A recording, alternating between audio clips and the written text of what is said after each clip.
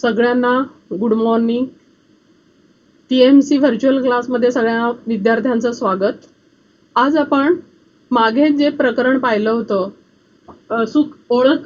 सूक्ष्म जीवशास्त्राची, त्याच्यातला काही भाग आपण आधीच पाहिलेला आहे आणि पुढचा जो काही भाग आहे तो आपण आज बघणार आहोत.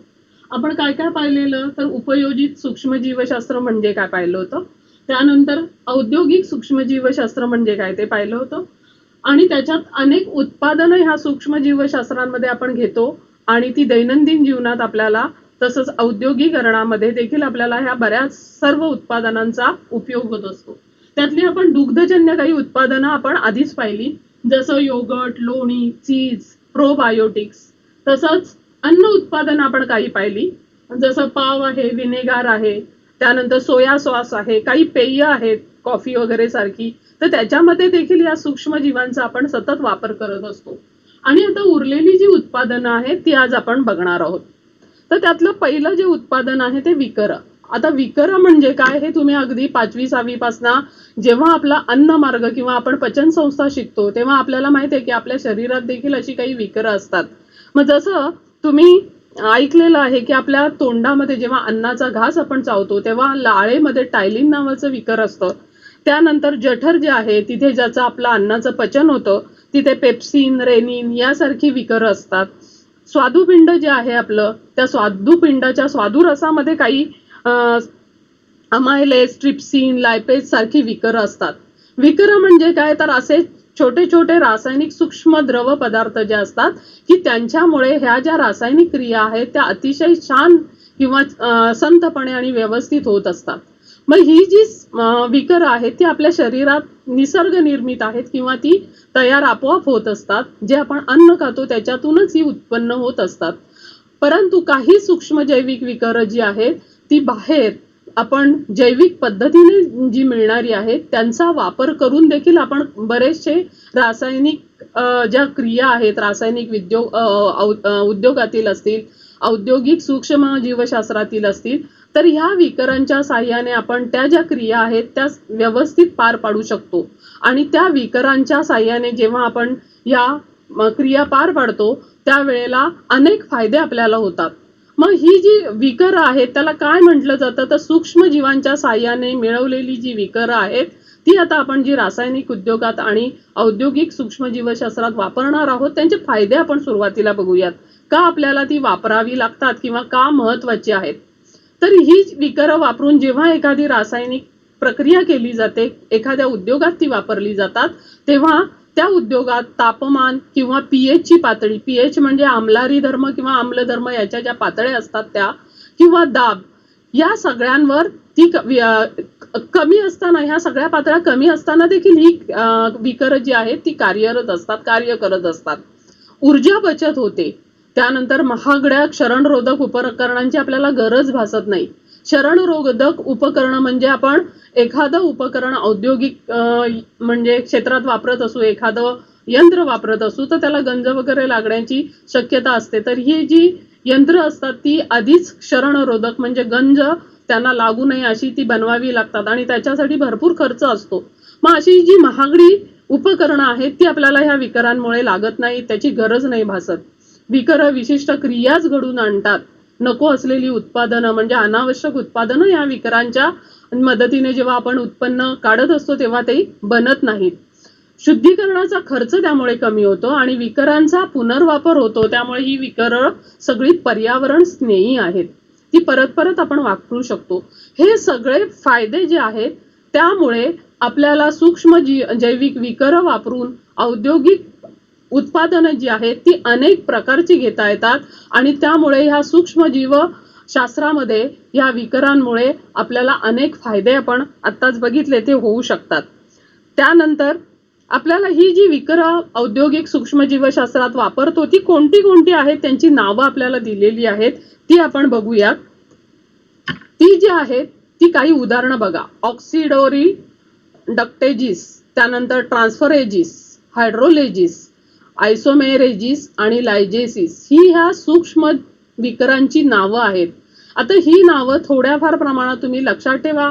तुम्हाला ही पाठ करावी लागतील नावं, आणि ही जी आहेत ती अनेक उद्योगांमध्ये ही सूक्ष्म जीवशास्त्र, सूक्ष्म विकर वापरली जातात. आता हे उद्योग कोणते कोणते आणि त्यांच्यात त्यांचा उपयोग कशाप्रमाणे होतो ते आपल्याला दिलेलं आहे. मग अशा अनेक उद्योग, जसं आपण घरात जी डिटर्जंट्स वापरतो, डिटर्जंट्स म्हणजे कपडे धुण्याच्या ज्या पावडर्स आहेत त्या, तर या डिटर्जंट्स मध्ये मळ काढण्यासाठी अनेक सूक्ष्म जैविक विकरांचा वापर केला जातो. मग आपण माहिती आहे, थंड पाण्यात साबणाचं पावडर टाकतो आणि कपडे धुतो. मळ काढण्याची क्रिया अतिशय छानपणे होत असते. मग ही जी क्रिया आहे ती ह्या सूक्ष्म जैविक विकरांमुळे होत असते, आणि कमी तापमानाला, म्हणजे वेळ पण कमी लागतो आपण कपडे धुण्यासाठी, किंवा तापमान पण कमी असतं, त्याच्यात देखील ही क्रिया छान प्रमाणे होत असते. त्याच प्रकारे चर्मोद्योग, कागद उद्योग, वनस्पती अर्क निर्मिती, चीज निर्मिती, अशा अनेक उद्योगधंद्यात ह्या विकरांचा आपल्याला उपयोग होत असतो. मग अशा अनेक स्रोत आहेत ह्या विकरांचे, सूक्ष्मजीवांचे, की ज्याच्यामध्ये हे विकर वापरली जातात.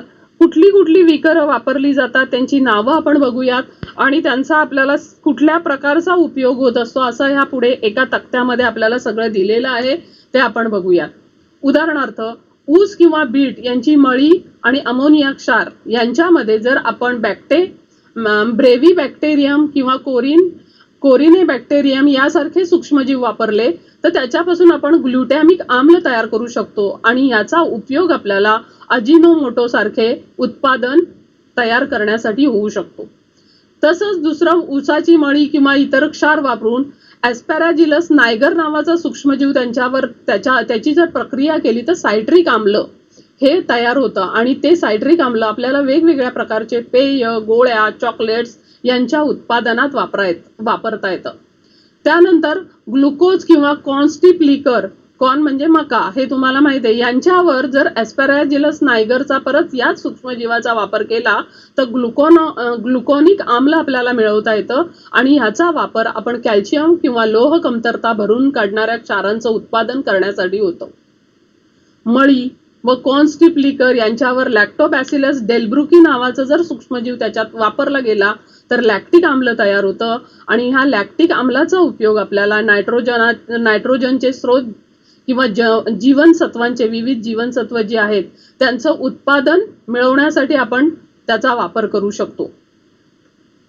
लास्ट, मळी व कॉर्नस्टीप लिकर याच्यावर आपण ॲस्पॅरेजिलस फेरियस, ॲस्पॅरेजिलस इटॅकॉनियस यासारखे सूक्ष्मजीव जर वापरले तर इटॅकॉनिक आम्ल तयार होतं, आणि ह्या इटॅकॉनिक आम्लाचा उपयोग आपल्याला कागद, वस्त्र, प्लास्टिक उद्योग किंवा डिंक उत्पादन यामध्ये अनेक प्रकारची उत्पादनं घेण्यासाठी होत असतो.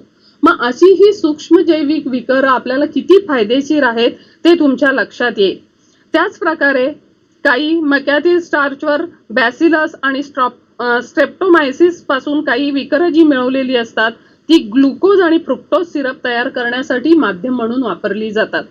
तर असे अनेक उपयोग ह्या सूक्ष्म विकरांसाठी किंवा सूक्ष्मजीव विकरांचे आपल्याला होत असतात. तर ह्या व्यावसायिक उत्पादनात आपण जेव्हा ही सेंद्रिय आम्ल तयार करतो आणि त्यासाठी हे जे सूक्ष्मजीव वापरतो त्यांचा आपल्याला जोड्या लावामध्ये येऊ शकेल. सूक्ष्मजीव आणि एका बाजूला सेंद्रिय आम्ल देतील, किंवा सूक्ष्मजीव देतील आणि उपयोग देतील, किंवा हे तिन्ही कॉलम एकाच वेळेला देतील आणि त्यांच्या आपल्याला योग्य प्रमाणे जोड्या सहज लावता येतील. कुठला सूक्ष्मजीव कुठल्या उद्योगामध्ये किंवा कुठल्या उपयोगासाठी आपल्याला वापरता येतो हे आपल्याला सहज सांगता येईल. आणखीन एक आपल्याला झॅन्थन डिंक नावाचा एक प्रोडक्ट आहे, हे देखील आपल्याला ह्याच्यापासून, या विकरांपासून मिळवता येतं. आता हे कसं मिळवतात तर स्टार्च आणि मळी, ऊसाची मळी यांच्यात झॅन्थोमोनास प्रजातींकडून किण्वन घडून आणलं जातं. झॅन्थोमोनास हे एक प्रकारचं सूक्ष्मजीव आहे, तो त्याच्यावर वापरला जातो, टाकला जातो आणि त्याच्या किण्वन प्रक्रिया घडते. आणि याचं वैशिष्ट्य आहे की हा जो डिंक तयार होतो हा डिंक गरम किंवा थंड दोन्ही पाण्यामध्ये विरघळतो आणि त्याची घनता पण उच्च असते, आणि मग त्या डिंकाचे वापर अनेक उद्योगांमध्ये आपल्याला करताना दिसतात. उदाहरणार्थ आईस्क्रीम, पुडिंग, चॉकलेट्स, मिल्कशेक किंवा इन्स्टंट जे सूप्स आपण आता हल्ली आणतो आणि त्यांना दाटपणा येण्यासाठी ह्या झॅन्थन डिंकाचा वापर केला जातो. रंग, खत तणनाशक किंवा वस्त्रांचा रंग, टूथपेस्ट, चांगल्या प्रतीचा कागद बनवण्यासाठी या डिंकाचा वापर केला जातो. मग तुम्हाला एखादा 2 मार्क किंवा 3 मार्काला प्रश्न विचारला जाईल की झेंथॅन डिंक याच्यावर टीप लिहा किंवा झेंथॅन डिंकाचे उपयोग काय आहेत ते सांगा. मग हे तुम्हाला सहज सांगता आले पाहिजेत की कसं ते बनवलं जातं. तर स्टार्च आणि मळी यांच्यावर झॅन्थोमोनास प्रजातींकडून किणवणी प्रक्रिया घडून आणली जाते आणि हा डिंक बनवला जातो. आणि याचे उपयोग असे आपल्याला समोर चार्टवर दिसता येतच. हे सगळे उपयोग आपल्याला सहज उपयोगात हा डिंक आणता येतो. त्यामुळे हा एक महत्वाचा उत्पादित आहे विकरांमुळे मिळणारा. त्यानंतर आणखीन काही सूक्ष्म जैविक क्रियेने मिळालेल्या अनेक पदार्थ आणि त्यांची कार्य ह्या सूक्ष्म जैविक विकरांमुळे आपल्याला सहज शक्य आहेत ती आपण बघूयात. कुठले कुठले पदार्थ आपण आणखीन मिळवू शकतो तर सायट्रिक आम्ल, मॅलिक आम्ल, लॅक्टिक आम्ल यासारख्याची अनेक आम्ल जी आहेत ती आपण उत्पादन म्हणून या सूक्ष्म जैविक क्रियेने मिळवू शकतो. त्यांची कार्य काय तर वेगवेगळ्या पदार्थांना आम्लता देण्याची कार्य ही आम्ल करत असतात म्हणून ती महत्वाची आहेत. आणखीन ग्लुटॅमिक आम्ल, लायसिन, ट्रिप्टोफॅन यासारखी प्रथिन बांधणी करणारे जे पदार्थ आहेत. मग ज्या वेळेला एखाद्या व्यक्तीला प्रथिनांची गरज असते किंवा आजारी माणसांना प्रथिनांची गरज असते तर अशी ही जी उत्पादित आहेत ती आपल्याला फायदेशीर ठरतात. त्यामुळे प्रथिन बांधणीचं कार्य ही जी आहेत ती उत्पादनं करत असतात. नायसिन, नेटामायसिन सूक्ष्मजीव प्रतिबंधक म्हणजे काही सूक्ष्मजीव जर त्रासदायक असतील तर त्यांच्यावर प्रतिबंध करण्यासाठी ही नायसिन किंवा नेटामायसिन सारखी उत्पादनं ह्या सूक्ष्म जैविक क्रियेने मिळवता येतात. ॲस्कॉर्बिक आम्ल ज्याला आपण व्हिटॅमिन सी म्हणतो किंवा B12 किंवा B2 यासारखी व्हिटॅमिन जी सप्लिमेंट्स असतात. मग आता हल्ली तुम्ही बघताच आहे की जेव्हा आपल्याला करोनाची लागण होते त्यावेळेला सांगितलं जातं की वेगवेगळे व्हिटॅमिन्सचे सप्लिमेंट्स घ्या किंवा तुमची प्रतिकारशक्ती वाढवण्यासाठी वेगवेगळे व्हिटॅमिन्स घ्या असं आपल्याला नेहमी सांगितलं जातं. मग त्याच्यात सी व्हिटॅमिन, बी व्हिटॅमिन अतिशय मोलाची व्हिटॅमिन्स आहेत आणि ही मिळवण्यासाठी आपण ह्या अँटीऑक्सिडंट किंवा जीवनसत्व ही सूक्ष्म जीवशास्त्रामुळे ह्या प्रक्रियेने आपण ती तयार करू शकतो आणि ती आपल्याला उपयोगात आणता येतात. बीटा कॅरोटीन, लायकोपीन, झॅन्थॅन, झॅन्थिन्स किंवा ल्युटिन्स असे सगळे खाद्य रंग आहेत. मग ज्या वेळेला आपण वेगवेगळे पदार्थ बनवतो त्याच्यामध्ये रंग वापरतो. उदाहरणार्थ केक किंवा आईस्क्रीम्स असतील त्याच्यासाठी वेगवेगळे आपल्याला रंग वापरले जातात. तर हे रंग बनवण्यासाठी देखील या सूक्ष्म जैविक प्रक्रियेचा उपयोग होतो. त्यानंतर पॉलिसॅक्राइड्स, ग्लायकोलिपिड्स ही इमल्सिफायर्स आहेत. इमल्सिफायर्सचा अर्थ काही द्रवरूप पदार्थांना आपल्याला द्रावण घट्ट करण्यासाठी जे पदार्थ आपण वापरतो त्याला इमल्सिफायर्स म्हणतात. तर असे हे इमल्सिफायर्स तयार करण्याचं काम देखील हे सूक्ष्म जैविक क्रिया करत असतात किंवा हे पदार्थ सूक्ष्म जैविक पदार्थ करत असतात. वेगवेगळे इसेन्स जे आहेत म्हणजे खाण्यामध्ये खाण्याचे पदार्थ जे आपण बनवतो त्याच्यामध्ये काही इसेन्स टाकले जातात. ती सुगंधी द्रव्य ज्याला आपण म्हणतो. मग व्हॅनिलिन असेल, इथायलिन, ब्युटी रेट म्हणजे फळांच्या स्वादाचं असतं, पेपरमिंट स्वाद असतं, विविध फुलं किंवा फळांचे सुगंध असणारी काही इसेन्स आहेत. तर ही सगळी इसेन्स तयार करण्यासाठी ही सूक्ष्म जैविक प्रक्रिया आपल्याला ह्या उपयोगी पडत असतात. झैलिटॉल, ॲस्परटेम यासारखी गोडी देणारे पदार्थ. मग तुम्हाला माहित आहे की तुम्ही बघत असाल एखाद्याला डायबिटीस असेल तर तो साखर किंवा गोड पदार्थ खाण्याचं टाळतो. पण ह्या लोकांसाठी काही बाजारामध्ये डायबिटीसच्या लोकांसाठी वेगळे शुगरचे पॅकेट्स किंवा गोळ्या आपल्याला मिळतात किंवा त्यांची वेगळी साखर आपल्याला मिळते. मग हे जे आहेत ती गोडी देणारे यांच्यात उष्मांक कमी असतो आणि मधुमेही रुग्णांना हे उपयुक्त असे पदार्थ तयार करण्यासाठी देखील सूक्ष्म जैविक प्रक्रिया वापरल्या जातात आणि हे सूक्ष्म जीव वापरले जातात आणि असे अनेक उपयोग आपल्याला ह्या सूक्ष्म जीवशास्त्राच्या मुळे मिळत असतात किंवा होत असतात. तर अशी अनेक उत्पादनं आपण बघितली की विकरांपासून तयार केली जातात आणि ती आपण उपयोगात आणू शकतो. आता पुढे आपण प्रतिजैवक म्हणजे काय ते बघूयात आणि ही प्रतिजैवक कशासाठी आपल्याला फायदेशीर ठरतात हे बघूयात.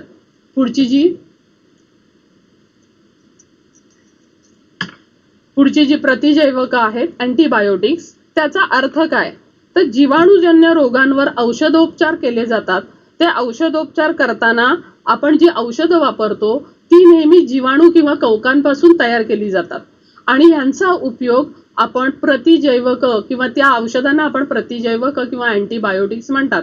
मग आपल्याला ताप वगैरे आला, सर्दी झाली की आपण जाऊन डॉक्टरांकडे मागतो की अँटीबायोटिक्स द्या. मग ही कुठली कुठली अँटीबायोटिक्स आहेत तर ती आपल्याला दिलेली आहेत पुस्तकामध्ये. पेनिसिलिन आहे, सिफॅलोस्पेरिन्स आहे, मोनोबॅक्टम्स आहे, बॅसिट्रेसिन, एरिथ्रोमायसिन, जेंटामायसिन, निओमायसिन, स्ट्रेप्टोमायसिन, टेट्रासायक्लिन्स, नंतर व्हॅनकोमायसिन आणि रिफामायसिन क्षयरोगाविरुद्ध त्याचा उपयोग होतो. पेनिसिलिन तर आपण खूप आधीपासून अगदी बऱ्याच काळापासून की पहिलं जे प्रतिजैवक तयार केलं गेलं ते पेनिसिलिन होतं. हे आपल्याला अनेक म्हणजे 7वी 8वी पासून आपण ऐकत आलोय किंवा वाचत आलोय. तर ही सगळी प्रतिजैवक जी आहेत ती आपल्याला आजारांवर, आपले अनेक रोग माणसाचे आहेत तसेच इतर प्राण्यांचे पण आहेत ते आटोक्यात आणण्यासाठी वापरली जातात. परंतु ही जी औषधं आहेत किंवा ही जी प्रतिजैवक आहेत ती घेण्यासाठी मात्र तुम्हाला डॉक्टरांचा सल्लाच घ्यावा लागतो. आणि विशेष म्हणजे जेव्हा आपल्याला हे डोस दिले जातात प्रतिजैवकांचे ते व्यवस्थित डॉक्टरांच्या म्हणण्यानुसार त्यांनी जेवढे सांगितले असतील तेवढे डोस घेण्याची गरज असते. आपल्या मनाने किंवा एखाद्या मेडिकलच्या दुकानात जाऊन ती डायरेक्ट आणून घेणं हे फार चुकीचं असतं. कारण त्यांचे जे डोस असतात ते ठराविक डोस आपण जेव्हा घेतो शरीरात त्याच वेळेला त्या रोगावर त्याचा इलाज होऊ शकतो. जर डॉक्टरांनी आपल्याला 3 दिवस घ्यायला सांगितली असतील आणि आपण 2च दिवस किंवा 1 दिवसांनी आपल्याला बरं वाटलं आणि तो डोस बंद केला तर मात्र त्याचा अपाय आपल्याला होऊ शकतो.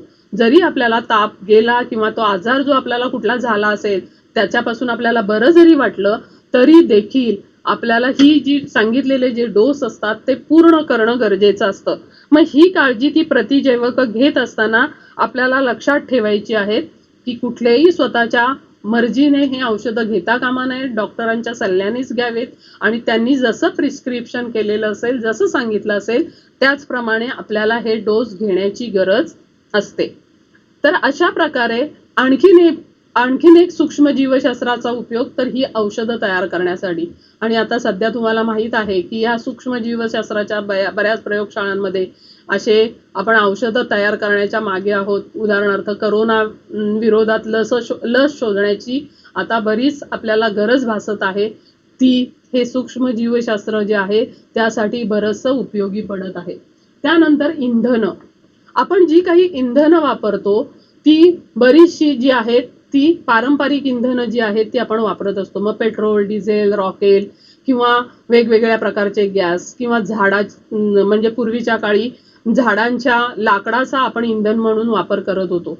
पण आता ही सर्व इंधनं, जुनी जी इंधनं आहेत ती संपण्याच्या मार्गावर आहेत किंवा त्यांच्यापासून प्रदूषणासारख्या मोठ्या मोठ्या समस्या निर्माण होत असतात. मग अशी अनेक इंधनं जी आहेत ती सूक्ष्म जीवशास्त्राच्या सहाय्याने आपल्याला सहज मिळवता येतात. आणि ही इंधनं कोणती आणि यांचा वापर आपण कसा केला पाहिजे हे आपल्याला पुढे बघता येईल. तर सूक्ष्म जीव आणि त्यांपासून वेगवेगळी इंधनं कशी तयार होतात हे आपल्याला माहिती आहे. पहिलं जे आहे ते मोठ्या प्रमाणात मिथेन वायू याचा आपण इंधन म्हणून वापर करतो. वेगवेगळा जो कचरा असतो त्याचं सूक्ष्मजैविक विनॉक्सी अपघटन करतात आणि त्यामुळे मोठ्या प्रमाणात हा जो वायू आहे तो निर्माण होतो आणि त्यामुळे त्याचा इंधन म्हणून वापर होतो आणि याच्यामुळे कचऱ्याची समस्या देखील कमी होतो. सॅक्रोमायसिसच्या साहाय्याने उसाच्या मळीचं जर किण्वन केलं तर इथेनॉल नावाचं धूर रहित इंधन मिळतं. म्हणजे ह्या इंधनाचा जर आपण उपयोग केला तर आपल्याला धुरामुळे जे प्रदूषण मिळतं ते टाळता येतं. त्यानंतर पाण्याचा जैविक प्रकाश अपघटन प्रक्रियेने जीवाणू प्रकाशीय क्षपण करून हायड्रोजन वायू हे भविष्यातील इंधन बनवण्याचं काम सध्या चालू आहे. आणि त्याचा जर व्यवस्थित त्याचा उपयोग होत गेला तर आपल्याला चांगल्या प्रकारचं एक इंधन मिळू शकेल. विविध औद्योगिक रसायनं सूक्ष्म जैविक प्रक्रियेने जेव्हा बनतात त्यावेळेला अशीच अल्कोहोल्स, ऍसिटोन, कार्बनी आम्ल ही देखील तयार होतात आणि त्यांचा देखील आपल्याला इंधन बनवण्यासाठी उपयोग होऊ शकतो. जैव इंधनं जशी शेण, पिकांचे अवशेष, वनस्पतींमधील वेगवेगळी तेलं, अल्कोहोल, गोबर गॅस, कोल गॅस अशा स्वरूपाची जी इंधनं आहेत ती जैव इंधनं आपल्याला सहज उपलब्ध होऊ शकतात. आणि ही सगळी इंधनं बनवताना आपल्याला पूर्ण सूक्ष्मजीवांचा उपयोग करावा लागतो किंवा सूक्ष्म जीव वापरूनच आपण ही इंधन निर्मिती करू शकतो.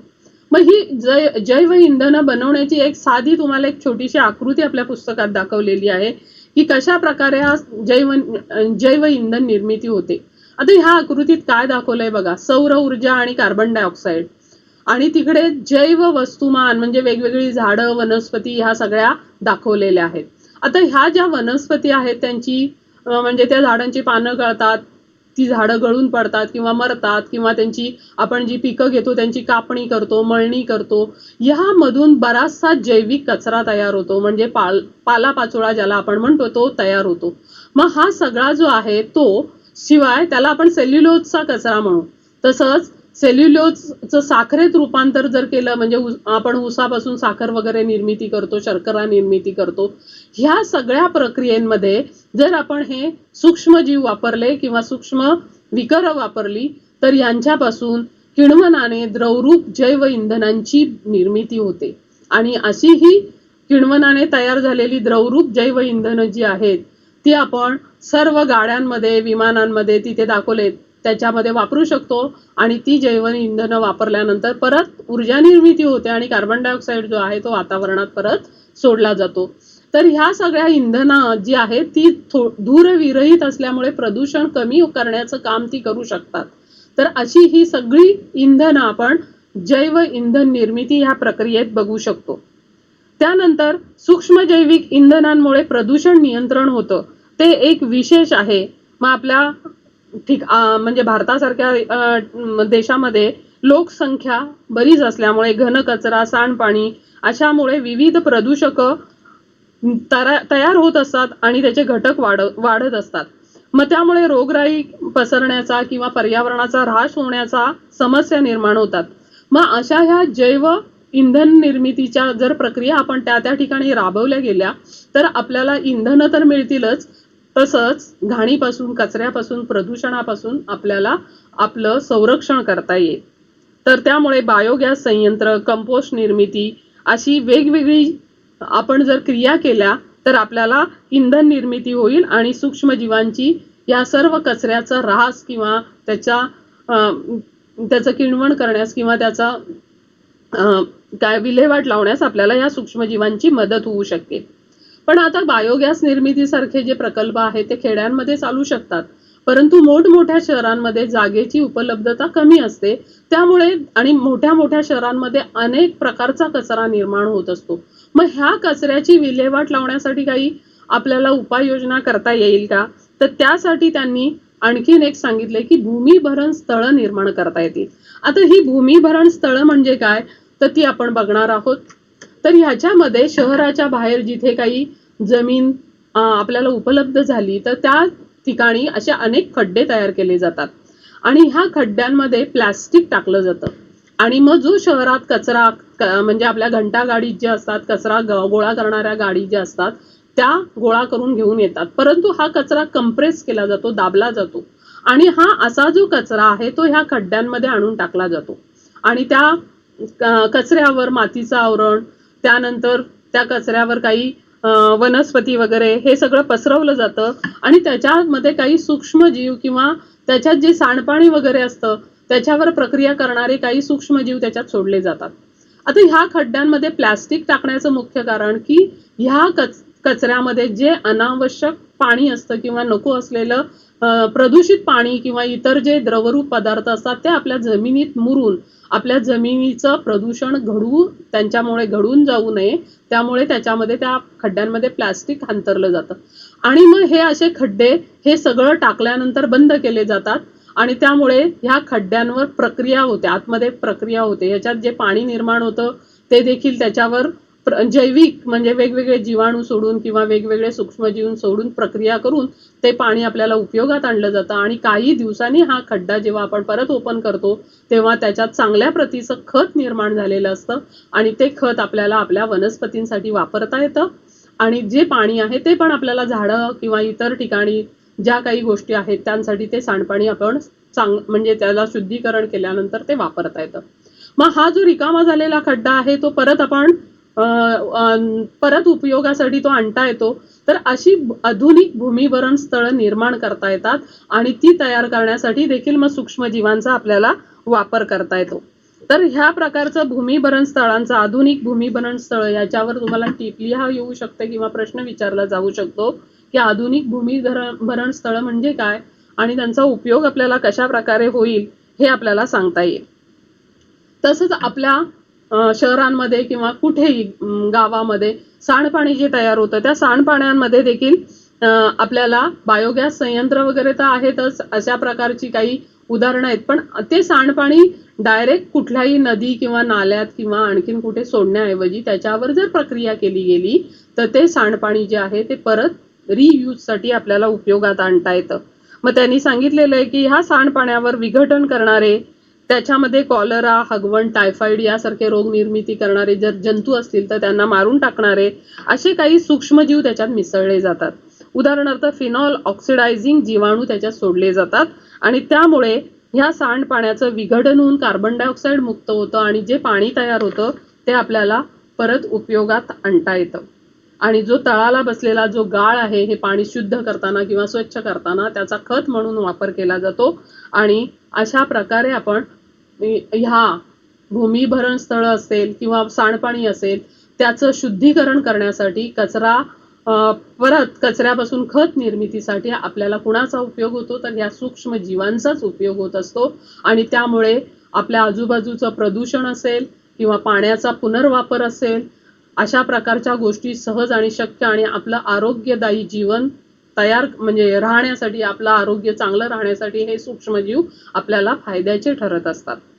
स्वच्छ तंत्रज्ञान हा आणखीन एक मुद्दा आहे की बऱ्याच ठिकाणी आपल्याला हे असे सूक्ष्मजीव वापरता येतात आणि त्यांचे अनेक उपयोग आपल्याला स्वच्छ तंत्रज्ञानात करता येतील.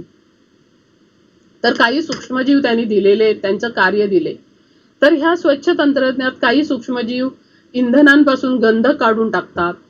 थायोबॅसिलस, सल्फोबॅसिलस सारखे धातूंचे झिरपण्यापूर्वीचे संयुगात त्यांचं रूपांतर म्हणजे धातू डायरेक्ट जमिनीत झिरपण्यापूर्वी त्यांची संयुग बनवण्याचं काम करतात.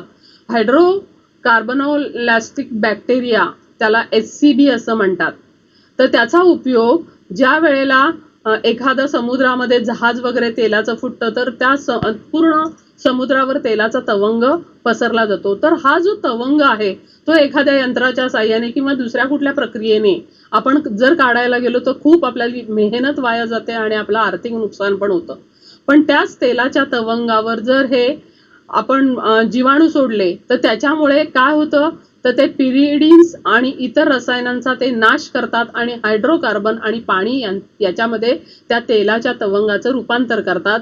त्यामुळे समुद्रातील जे जीव आहेत त्यांचा ह्या तेलाच्या तवंगापासून त्यांना जो त्रास होणार असतो तो वाचतो आणि हे तेलाचे तवंग नष्ट करण्याचं काम हे HCB सारखे जीवाणू करत असतात. आयडोनेला स्किएन्सिस किंवा विब्रिओ ह्यासारखे जीवाणू पेटच्या वस्तू त्यांचं म्हणजे विघटन करण्यासाठी वापरल्या जातो. पेट म्हणजे माहिती आहे आपल्याला की आपण ज्या प्लास्टिकच्या बॉटल्स हल्ली भरपूर प्रमाणात वापरत असतो, मग त्या कोल्ड्रिंकच्या असतील, पाण्याच्या असतील किंवा घरात पण प्लास्टिकचा वापर बऱ्याचशा प्रमाणात झालेला आहे. तर ह्या पेट किंवा पॉलिथिनच्या ज्या वस्तू आहेत त्यांचं विघटन करण्यासाठी ह्या जीवाणूंचा आपल्याला वापर करता येतो. कचऱ्यामध्ये बऱ्याचशा प्रमाणात रबर टाकलं जातो तर त्या रबराचं काही कवकांद्वारे त्याचं विघटन करता येतं. ॲक्टिनोमायसेटिस आणि स्ट्रेप्टोमायसिस आणि नॉर्कार्डिया नावाचे जे कवक आहेत ते आपल्याला ह्या कचऱ्यातील रबराचं विघटन करण्यासाठी वापरता येतात. आम्ल पर्जन्यामुळे जर भूप्रदूषण होत असेल तर त्याच्यात ॲसिडोबॅसिलस, फॅरॉक्सिडिडन्स यासारखे काही सूक्ष्मजीव त्याचा वापर जर केलास तर आपलं भूप्रदूषण जे झालेलं आहे ते रोखता येतं. जिओबॅक्टर नावाचे युरेनियम क्षारांचे अविद्राव्य क्षारात रूपांतर करणारे काही जीवाणू आहेत ते आपल्याला वापरता येतात. तर ह्या स्वच्छ तंत्रज्ञान म्हणजे आपल्याला ज्या ज्या काही प्रदूषण करणाऱ्या घटना आहेत किंवा गोष्टी आहेत त्यांचं ह्या सूक्ष्मजीवांमुळे आपल्याला नियंत्रण करता येतं आणि त्यामुळे ह्या सर्व नको असलेल्या वस्तूंचं विघटन करण्याचं कार्य ते करत असतात. तर असं आपल्याला स्वच्छ तंत्रज्ञानात अनेक जे सूक्ष्मजीव आहेत ते आपण सहज वापरू शकतो आणि त्यापासून आपल्याला फायदा होतो. त्यानंतर आणखीन एक आपल्याला सूक्ष्म जैविक संरोप म्हणून एक त्यांनी छोटासा मुद्दा दिलाय, की ज्या वेळेला आपण एखादं उत्पादन घेत असतो शेतामधलं, भाज्या असतील किंवा कडधान्य असतील, धान्य असतील, त्यावेळेला बऱ्याच वेळेला आपण रासायनिक खतांचा वापर करत असतो. रासायनिक खतं असतील, रासायनिक कीटकनाशकं असतील, त्यांचा वापर करत असतो. पण त्यामुळे आपल्याला प्रदूषण निर्मितीचा धोका असतो आणि ही जी कीटकनाशकं आहेत, ही जी रासायनिक खतं आहेत, ती जेव्हा आपल्या मानवाच्या किंवा इतर प्राण्यांच्या शरीरात जातात, त्यावेळेला त्यांच्यापासून आपल्याला धोका किंवा काही आजार होण्याची शक्यता असते. मग ते होऊ नये म्हणून काही सूक्ष्म जीव जर आपण वापरले हे घेण्याआधी किंवा पिकांवर फवारणी करण्याआधी, तर त्याचा फायदा आपल्याला बऱ्याचशा प्रमाणात होऊ शकतो. किण्वन प्रक्रियेने काही सूक्ष्म जीवयुक्त संरोप बनवले जातात आणि पेरणीआधी बियांना त्यांचं ते चोळले जातात किंवा त्यांचा फवारणी केली जाते आणि त्यामुळे वनस्पती वाढत असताना देखील यांची फवारणी केली तर ह्या सूक्ष्मजीवांमुळे अनेक पोषक द्रव्यांचा पुरवठा त्या वनस्पतींना होत असतो आणि ह्या वनस्पती ज्या आहेत किंवा ही जी पिकं आहेत ती चांगल्या प्रकारे घेण्यास आपल्याला मदत होते. आणि त्यामुळे काय होतं की पोषक द्रव्यांच्या पुरवठ्यामुळे वनस्पती चांगल्या प्रकारे वाढतात आणि त्यांचा दर्जा चांगला असतो. सेंद्रिय शेती करताना कृत्रिम नायट्रोजिनेज आणि बॅक्टर युक्त जी द्रव्य वापरली जातात त्यामुळे प्रदूषण कमी होण्यास देखील फायदा होतो, त्याचा फायदा होत असतो. म्हणजे आपलं पाणी प्रदूषण होणं किंवा जमीन प्रदूषण होणं किंवा ह्या रासायनिक पदार्थांमुळे जे आपल्या जीवाला धोका निर्माण होतो ते सगळ्यापासून आपण वाचू शकतो जर आपण ही अशी फवारणी केली, जर सूक्ष्म जैविक संरोपाची फवारणी केली तर. त्यामुळे हे सगळे प्रदूषण त्याच्यापासून आपला बचाव होतो. काही जैव कीटकनाशकं देखील तयार केली जातात आणि त्यामुळे ती जर असतील ते पदार्थ जर आपण वापरले तर आपल्याला अशा प्रकारे म्हणजे ज्या वनस्पतींचं किडांपासून किंवा एखाद्या रोगापासून त्याचा जर ऱ्हास होत असेल, खराब होत असतील ती पिकं, तर त्याचा बचाव पण आपल्याला करता येतो. जीवाणू व कवक यापासून मिळवलेली व पिकांवरील कीड, कीटक, रोगजंतूंचा नाश करणारी काही द्रव्य ही ह्या सूक्ष्म जीवांपासून तयार केली जातात. किडे किंवा इतर जे किडे लागतात त्या वनस्पतींना ते ह्या फवारणीमुळे त्याच्यापासून आपला बचाव होऊ शकतो त्या पिकांचा. या जीवाणूंप्रमाणेच काही कवक आणि विषाणू काही प्रजातींचा वापर जैव कीटकनाशक म्हणून होतो आणि किण्वन प्रक्रियेने अशी उत्पादनं स्पायनोसॅड हे जैविक कीटकनाशक तयार करण्यासाठी वापरली जातात. तर असे अनेक उपयोग ह्या सूक्ष्म जीवांचे होत असतात आणि ह्या सर्व सूक्ष्म जीवशास्त्राचा हाच मूळ गाभा आहे की त्यापासून आपल्या पर्यावरणाची कशी हानी कमी करता येईल, मानवास अनेक ठिकाणी या सूक्ष्म जीवांचा कसा चांगल्या प्रकारे वापर करता येईल. मग तो रोगांवर उपचार म्हणून औषधं तयार करण्यासाठी असू दे, वेगवेगळी पेय करण्यासाठी असू दे, भात म्हणजे आपल्या ह्या शेती किंवा ही इतर उत्पादनं घेण्यासाठी असू देत आणि आपलं जो पर्यावरण आहे ते स्वच्छ राखण्यासाठी म्हणून स्वच्छ तंत्रज्ञानासाठी किंवा आपला जो घरातील कचरा निर्माण होतो किंवा जे सांडपाणी असतं त्याच्यावर प्रक्रिया करून त्याच्यापासून देखील पर्यावरणाची हानी रोखण्यासाठी या सूक्ष्म जैव तंत्रज्ञानाचा अतिशय वापर होत असतो. आणि आता या सूक्ष्म जैव तंत्रज्ञानाचे अनेक म्हणजे वेगवेगळ्या शाखा निर्माण झालेल्या आहेत की त्याच्याद्वारे तुम्ही अभ्यास करून त्या वेगवेगळ्या तुम्हाला म्हणजे नोकरीच्या संधी उपलब्ध होऊ शकतात. आणि ही जर माहिती असेल तुम्हाला किंवा ह्याचा जर तुम्हाला आवड निर्माण झाली तर याच्यावर तुम्ही ह्या शाखेमध्ये जाऊन सूक्ष्म जैव तंत्रज्ञान शाखेचा अभ्यास करू शकता आणि चांगल्या प्रकारे तुम्हाला त्याचा उपयोग होऊ शकतो. मग आता ह्या प्रकरणाचा आपण स्वाध्याय बघूयात. आपण अर्धा जो सुरुवातीचा भाग झालेला त्याच्यावरचे जे स्वाध्यायाचे प्रश्न होते हे तुम्हाला सांगितलेच आहेत आणि आता शेवटचे काही स्वाध्यायाचे प्रश्न आपण बघूयात की जे महत्वाचे आहेत. गाळलेल्या जागा जोड्या लावा वगैरे तर आहेतच, पण काही महत्वाचे प्रश्न जसं घरातील कचऱ्याचे विघटन व्यवस्थित होण्यासाठी कोणती खबरदारी घेणे आवश्यक आहे हा प्रश्न असेल. कंपोस्ट खत निर्मिती मध्ये सूक्ष्मजीव काय भूमिका बजावतात किंवा पेट्रोल, डिझेल यासारख्या इंधनांमध्ये इथेनॉल मिसळण्याचे फायदे काय ते सांगा. त्यानंतर आपल्याला आणखीन एक प्रश्न महत्वाचा आहे की प्लास्टिकच्या पिशव्या वापरण्यावर बंदी घालणे का गरजेचे आहे, समुद्र किंवा नदीमध्ये तेलाचे तवंग कसे नष्ट केले जातात. तर अशी ही छोटे छोटे सगळे प्रश्न तुम्हाला मी ज्या आता छोट्याशा पीपीटी स्लाइड्स बनवल्या त्याच्यामध्ये तुम्हाला सगळी उत्तरं मिळतील. तर ते धडाखाली जो स्वाध्याय दिलाय तो आपला पूर्ण आहे की त्याच्यात असा एकही प्रश्न नाहीये की जो सुटलाय. प्रत्येक प्रश्न महत्वाचा आहे आणि स्वाध्यायाचे प्रश्न जर तुम्ही व्यवस्थित केलेत तर तुम्हाला ह्या धड्याचा परिपूर्ण अभ्यास होईल आणि त्याचं मग तुम्ही वहीमध्ये त्या प्रश्नांची उत्तरं लिहा, धडा वाचा परत आणि परत त्यावर रिव्हिजन करा. मात्र ह्याच्यातले जे काही नावं आहेत छोटे छोटे जे तुमची विकरांची वगैरे जी नावं आहेत किंवा त्याची थोडीशी प्रॅक्टिस करा लिखाणाची किंवा बोलण्याची, कारण ते जरा कठीण शब्द आहेत, मोठे मोठे शब्द आहेत. तर ते तुम्ही जेव्हा रिव्हिजन कराल त्यावेळेला तुम्हाला ते चांगल्या प्रकारे सांगता येतील.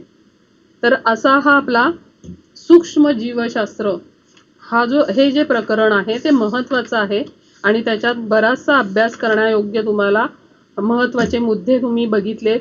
त्यामुळे ओळख सूक्ष्म जीवशास्त्राची हे 7वं प्रकरण तुम्ही व्यवस्थितरित्या करू शकता आणि त्याचा अभ्यास आपल्या बोर्डाच्या परीक्षेच्या दृष्टीने करू शकता. थँक्यू.